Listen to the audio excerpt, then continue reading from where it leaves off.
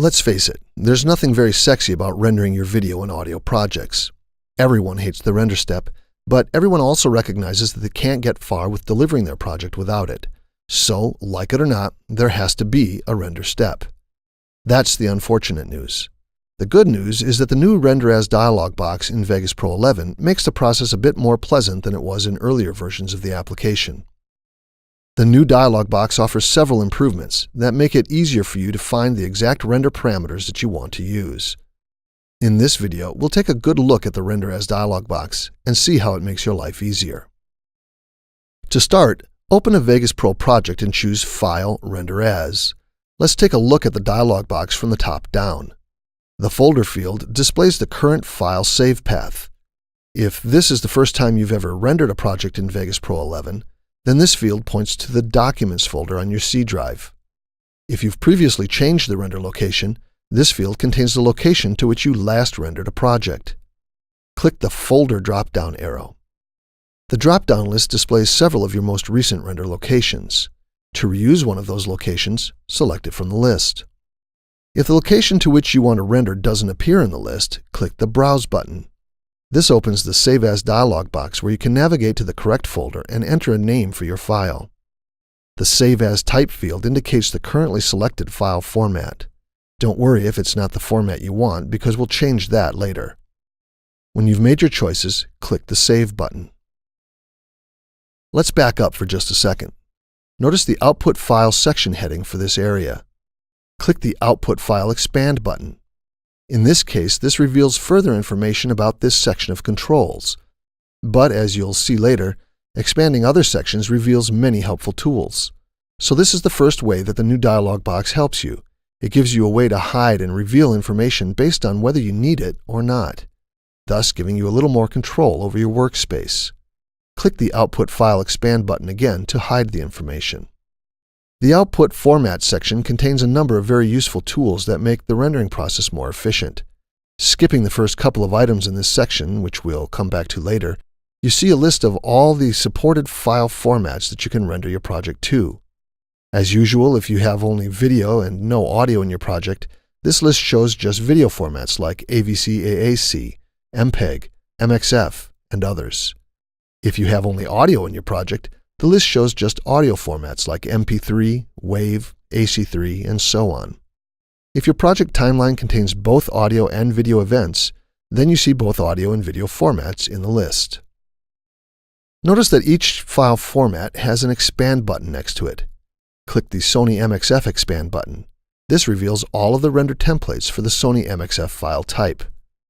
If you need to, scroll down the file format list until you see the two render templates that have the Match Project Settings indicator, the equal sign, next to them. This assumes that you've left your project properties set to their default values, as I have. You might recall from earlier versions of the software that this indicator alerts you to the fact that the render settings of these templates match your project properties. Notice also that each render template has a hollow star in front of it. This star enables you to mark any template as a favorite. Click a few of the stars now. The stars you click turn yellow to identify them as favorites. Click one yellow star to take that template off of your favorites list. Now that you've marked a few favorites, let's go back up to the buttons we skipped a few moments ago. Another way that the new Render As dialog box makes your life easier, and this is a big one, is that you can now sort your file format and template view in a number of ways. For instance, select the Match Project Settings checkbox. Now your file format list shows only formats that have one or more templates that match your project settings. Now deselect the Match Project Settings checkbox and select the Show Favorites Only checkbox. Now only those few templates that you marked as favorites a few moments ago show up on the list. This is an incredibly useful feature since, if you're like me, you tend to render to the same few templates most of the time. Deselect the Show Favorites Only checkbox.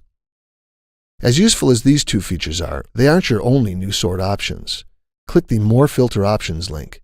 This reveals many more options such as video templates, frame rate and size, aspect ratio, and so on. To sort your template list by any of these options, select the appropriate checkbox. And there's nothing saying that you can't select more than one checkbox. So if you want to sort to see just your favorite video templates that match your current project frame rate and audio channel count, select each appropriate checkbox, and you have your wish. And we're still not done with the sorting possibilities yet. Deselect any checkbox that you have currently selected and click the Hide Filter Options link to hide all of the extra options.